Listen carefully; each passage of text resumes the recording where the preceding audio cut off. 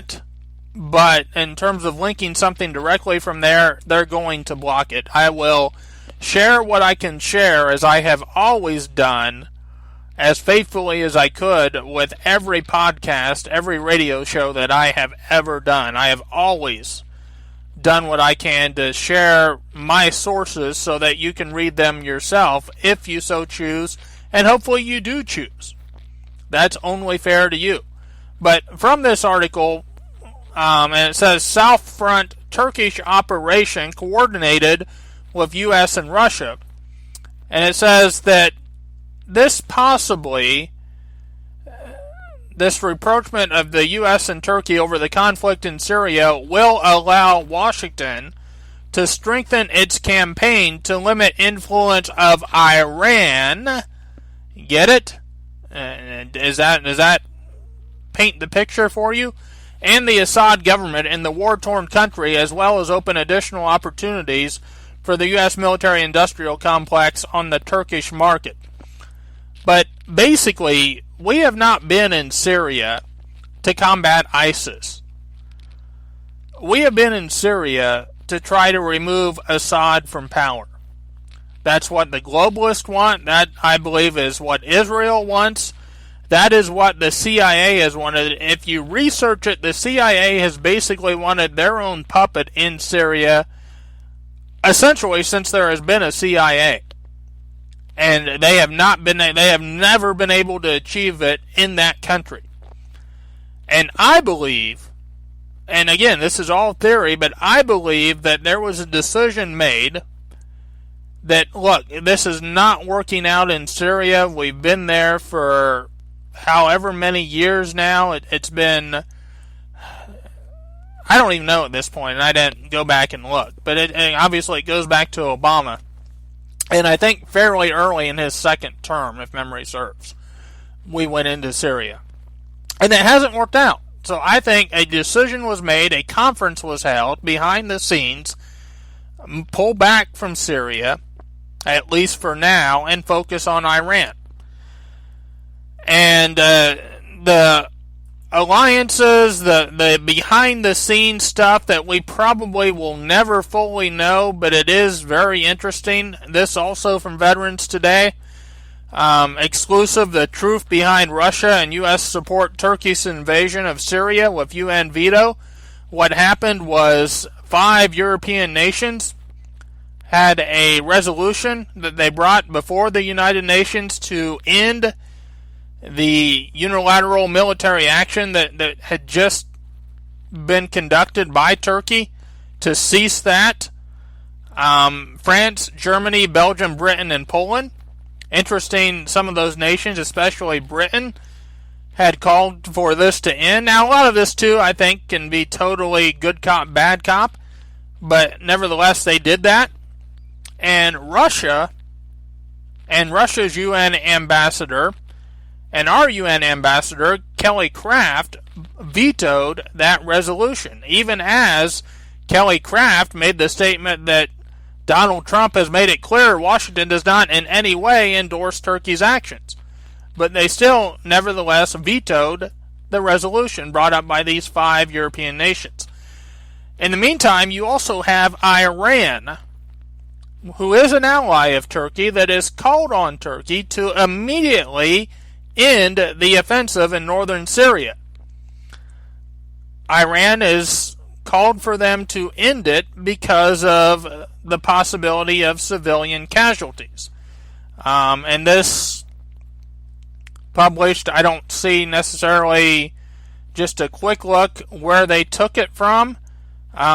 Maybe it was their own reporting from Veterans Today, but the Iranian Foreign Ministry expressed concern over Turkey's military offensive, which has put civilian lives at risk, and have referred to it as a dire humanitarian situation, and necessitated the immediate cessation of attacks and the withdrawal of Turkish troops from Syria. So you've got, I think, a deal that was struck between Putin, Erdogan, and Trump, for Trump and for the United States to, at least for the time being, pull out of Syria or pull back from Syria, let Turkey in. And again, we can speculate as to what this is, whether this is turning things over to Russia to give them kind of a leadership role in the Middle East at this time, or whatever it may be. Even just a deal between the three. But the whole thing is quickly becoming a complete and total mess. You've got the Kurds who are saying that we have abandoned them and left them to die, to be slaughtered by the Turkish military. You have Erdogan, who is now, or has now, threatened the EU with a flood of Syrian migrants / refugees who have come about as a result of everything that has happened in that country over these last several years. They sought refuge and probably asylum in Turkey. Erdogan has threatened the European Union that, hey, if you call this an invasion on our part, I'm going to open the door and we're going to flood all of Europe and all of the European Union nations with these over 3.5 million refugees from Syria. Which, of course, would be an incredible burden for all of those nations, which would be disastrous for them. They could not handle it. It would totally uproot, again, continue to uproot the culture and so on and so forth in those nations. And this is why certainly Erdogan, who is an autocrat, who is a dictator, who is a tyrant, should have, just as an aside, cannot be trusted. And he is someone who has sympathies and alliances, I believe, with the Muslim Brotherhood. Not that they are the main enemy, as they may be portrayed to be by some. But nevertheless, he does have those alliances and sympathies. And I believe that's been documented. And you also have now where Turkey has apparently accidentally attacked U.S. Special Forces. They were shelling Kurdish outpost with artillery fire. It became so intense, this from Newsweek.com, it became so intense that at one point the Special Forces felt like they might have to retaliate. Instead, they withdrew. Current rules of engagement, as explained in the Washington Post, or excuse me, it's Newsweek. I have something from the Post as well. Current rules of engagement for the U.S. forces continue to be centered around self-defense, and keep in mind keep in mind, no order, I repeat, no order has been issued by the Pentagon for a complete withdrawal from Syria. Trump himself has said, of course Trump will say just about anything, but he himself has said that if Turkey does something he doesn't like, and of course he sent out the tweet saying his great unmatched wisdom, which that whole thing again should have been a gigantic red flag for Christians. It really should have been. Saying that he has great unmatched wisdom. Well, no. The one individual who has unmatched wisdom is God himself. And you can obtain wisdom, anyone can, by getting into his word, by seeking to follow him, by seeking out wisdom, as is laid out in Proverbs, and even by asking him for wisdom. He will certainly give it. He will not upbraid. He's very liberal. In other words, very, very willing. Not politically liberal or anything, but very willing to give when asked. But certainly Donald Trump doesn't have great unmatched wisdom, and if he would obliterate Turkey's economy, then a lot of innocent people would wind up suffering. And yet still you have the partisan Republicans, the partisan confessed conservatives, and sadly the partisan Christians who continue to cheer him on and find nothing wrong with basically anything he says or does. It's very frustrating. It's very sad. But it would seem that there's even a blindness when it comes to that, and being caught up in this dynasty of politics. But he has said that he could respond with economic sanctions, or that he could respond and that we could respond militarily. So he has said we're withdrawing from Syria, yet there's been no official order from the Pentagon to fully withdraw from Syria.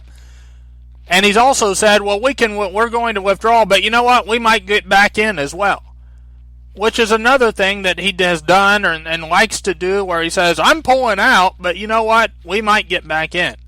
He said that with the Paris Climate Accords as well. But then I saw this. And keep in mind that he's talked about getting out of the Middle East entirely, how it was a mistake, how it was time to bring the troops home.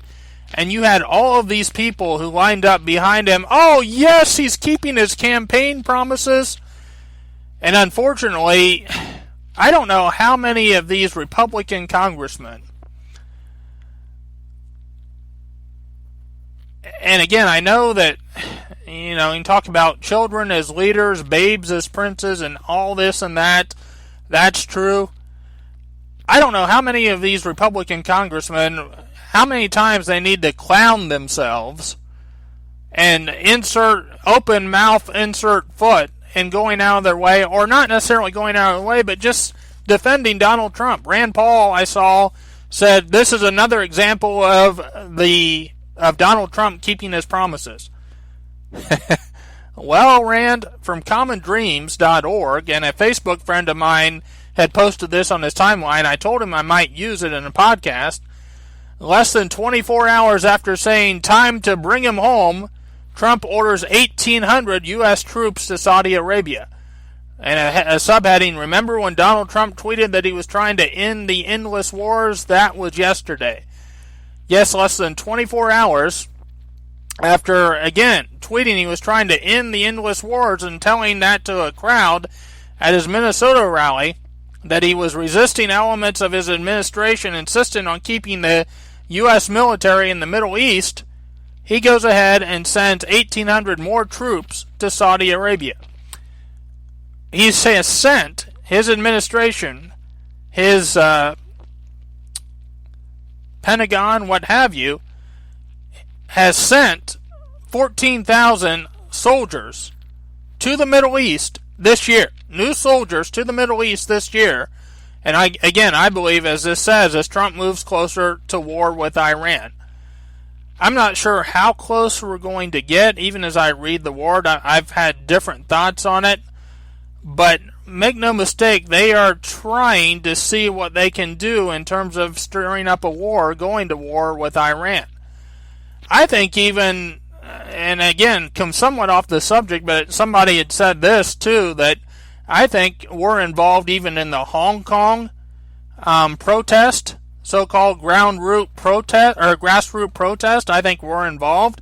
I think there's evidence to show that, or at least to indicate, to make one feel that way, if you will. And that also, I believe, an attack on China. This is why I might add that, and again, I'm not going to criticize anybody. There's people who no doubt know certain areas of God's Word better than me, and maybe vice versa. And we can all have different opinions, but I saw somebody say that there's this feeling among some that the sixth Trump has blown, or the woe Trump of the fifth Trump has blown, and we maybe have the fallen angels and Satan that have been cast out. I think we just got too much going on. And I know we see some of this stuff with supposed UFO sightings, and I'm not going to say with any definitiveness what that is. But I think we've got too much going on with these wars and rumors of wars. I think we're too far apart. Now, I suppose when you get the supernatural in there, you can amp up the speed, But to me, we're still way too far apart in terms of bringing everybody together, even under a temporary attempt at peace and putting together a one world system.